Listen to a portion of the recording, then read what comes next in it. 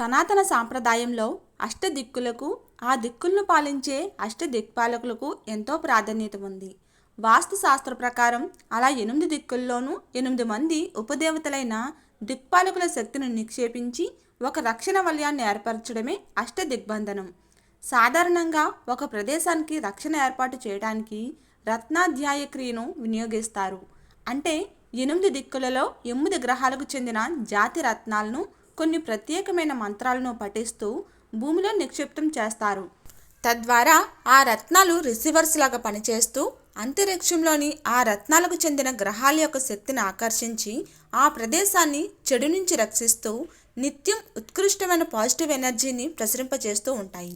అటువంటిది సాక్షాత్తు ఆ దిక్పాలకులే దిగివచ్చి అరుణాచలేశ్వరుడి చుట్టూ వారి వారి స్థానాలలో ప్రతిష్ఠితమైన అరుణాచల క్షేత్రం గురించి ఇక వేరే చెప్పాలా? మరి అరుణాచలేశ్వరుడి అష్టదిగ్బంధనం వివరాలు తెలుసుకోవటానికి ఈ రోజుటి మన వీడియోను చివరిదాకా చూసి మీ అభిప్రాయాలను కామెంట్స్ ద్వారా తెలియజేస్తారని ఆశిస్తున్నాను.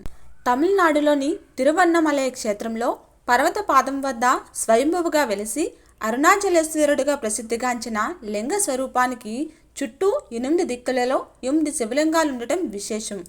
అరుణాచల పర్వతం పైనున్న అరుణాచలేశ్వరునికి ప్రదక్షిణం చెయ్యాలనుకునేవారు ఆ పర్వతానికి 8 దిక్కులలో భూమి మీద వెలిసిన అష్టలింగాలను వరుసగా పూజించుకుంటూ ముందుకు వెళ్లడం ఆనవాయితీ.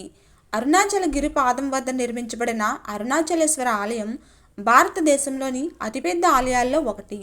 1502-1529 మధ్య కాలంలో నాడు విజయనగరాన్ని పరిపాలించిన శ్రీకృష్ణదేవరాయలు ప్రస్తుతం మనం చూస్తున్న ఆలయాన్ని నిర్మించినట్టుగా శిలాశాసనాల ద్వారా తెలుస్తుంది.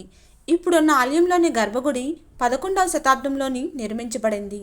పంచభూతలింగాలలో ఒకటైన ఈ గుడిలోని శివలింగం అగ్నితత్వాన్ని కలిగి ఉంటుంది. అరుణాచలేశ్వర ఆలయం 24 ఎకరాల విస్తీర్ణంలో వ్యాపించి ఉండి అందంగా చెక్కబడిన 13 అంతస్తుల గోపురాలు ఉంటాయి. ఆలయంలోకి ప్రవేశిస్తూ ఉండగా తూర్పు వైపున ఆలయ ప్రాంగణంలో 1000 స్తంభాలతో నిర్మించబడిన ఒక భవనం ఉంటుంది.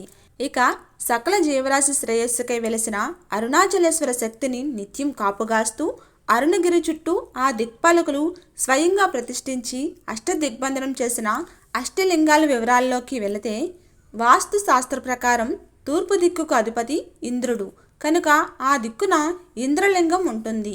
నేటి తిరువన్నమలై పట్టణంలోని రథం వీధిలో ఈ ఇంద్రలింగం కనిపిస్తుంది. మన పురాణాల ప్రకారం ఇంద్రుడు దేవతలకు రాజు, ఆయన భార్య ఇంద్రాణి. వారిద్దరూ 4 దంతాలు గల అపూర్వమైన ఐరావతమైన ఏనుగుపై ముల్లోకాలలో సంచరిస్తూ ఉంటారు. ఇంద్రుడు ఏనుగుపై కూర్చొని చేతిలో వజ్రాయుధాన్ని ధరించి ఉంటాడు. ఈయన మానవులలో ఉన్న అజ్ఞాన అంధత్వాన్ని తొలగించి విజ్ఞానాన్ని ప్రసాదిస్తాడు. ఇక ఆగ్నేయం. వాస్తు శాస్త్ర ప్రకారం ఆగ్నేయ దిక్కుకు అధిపతి అగ్ని. అగ్నిదేవుడు 7 హస్తాలను 7 నాలుకలను కలిగి ఉంటాడు. అగ్ని మానవులకు మరియు దేవతలకు మధ్య అనుసంధానకర్తగా ఉంటాడు. మానవులు యజ్ఞయాగాదాలు చేసేటప్పుడు ఉత్పన్నమైన హావిస్సులను దేవతలకు అందజేసే బాధ్యత అగ్నిదేవుడిదే. అగ్ని భట్టారకుడి వాహనం మేక. ఈ మేకను సంస్కృతంలో అజమన్య అని పిలుస్తారు. దీనికి పొడవాటి కాళ్ళు, వెచ్చటి దేహం ఉంటాయి.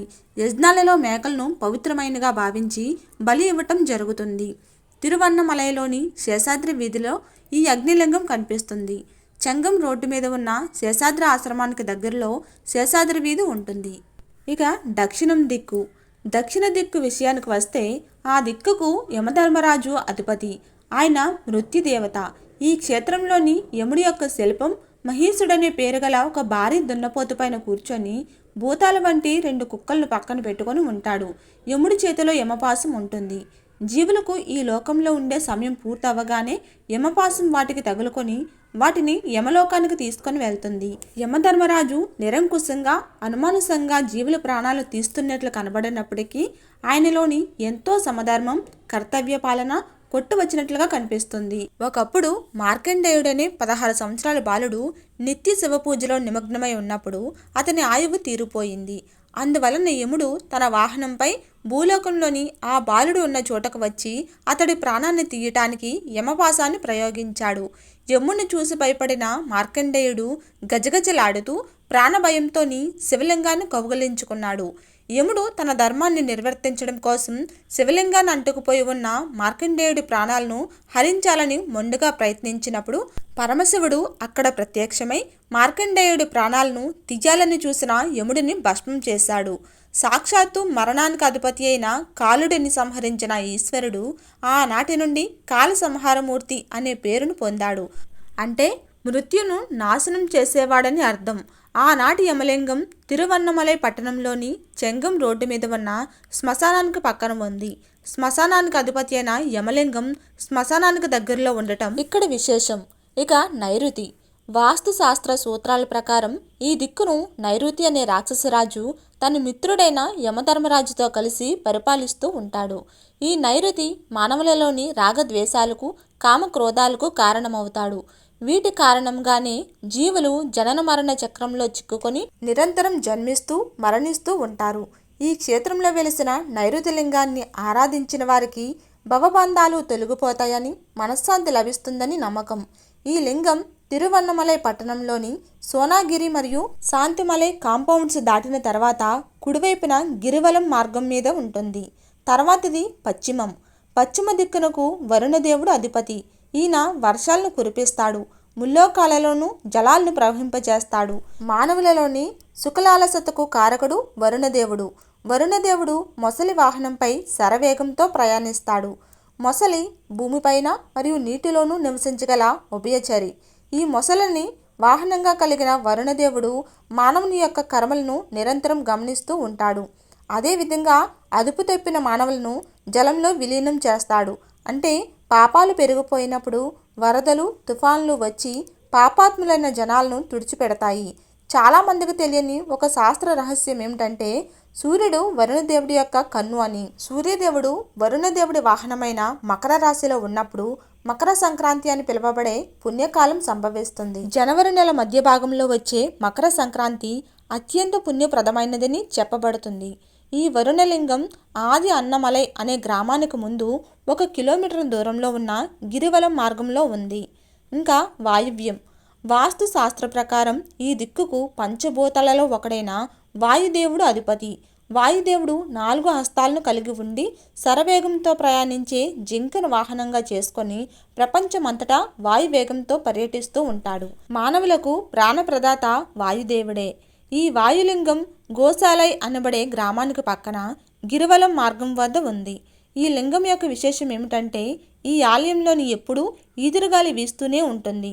అంటే వాయుదేవుడు నిరంతరము అక్కడ వెలిసి ఉన్న వాయులింగాన్ని పూజిస్తూ ఉన్నాడని తెలుస్తుంది. తర్వాతది ఉత్తరం. సమస్త సంపదలకు అధిపతి అయిన కుబేరుడు ఉత్తర దిక్కుకు అధిపతి. యక్షరాజు అయిన కుబేరుడు దేవతల యొక్క సంపదలను కాపలా కాస్తూ ఉంటాడు. కుబేరుడు శివుడికి ఆప్తమిత్రుడు. కుబేరుడికి 3 కాళ్ళు, నోటిలోని 8 పళ్ళు ఉంటాయి. బాగా బలిసిన ఒక ఆడమేక కుబేరుడికి వాహనంగా ఉంటుంది. కుబేరుడు హిమాలయాల్లోని తన భార్య అయిన యక్షితో కలిసి నివసిస్తూ ఉంటాడు. తిరువన్నమలై పట్టణానికి చేరటానికి ముందు వచ్చే గిరివలం మార్గం కొనభాగంలోని ఈ కుబేరలింగం ఉంటుంది. తర్వాత ఈశాన్యం. శివుడికి చెందిన 7 రుద్రులలో ఈశాన్యుడు ఒకరు. ఈశాన్యుడు జడలు కట్టిన జుట్టుతో, క్రోధపూరితమైన కన్నులతో, పులి చర్మంపై ఆసీనుడై ఉంటాడు. ఈయన శరీరంపై విభూతి పూయబడి ఉంటుంది. చుట్టూ భూత ప్రేత పిశాచాలు ఆవరించి ఉంటాయి. తలపై నెలవంక, జుట్టు కప్పుపై గంగ ఉంటుంది. ఈయన శరీరాన్ని వందలాది పాములు చుట్టుకొని ఉంటాయి. చేతులలో డమరకం మరియు శూలం ఉంటాయి. ఈ ఈశాన్య శివలింగం తిరువన్నమలై పట్టణంలోని కొత్త బస్టాండ్ ప్రక్కన పాత శ్మశానానికి పక్కన రోడ్డుపై ఉంటుంది. ఇంతటి పవిత్రమైన మహిమాన్వితమైన అరుణాచలేశ్వరుడి కృపా కటాక్షలు అందరిపై ప్రసరించాలని మనసా వాచా కర్మణ ప్రార్థిస్తున్నాను. ఓం అరుణాచలేశ్వరాయ నమః.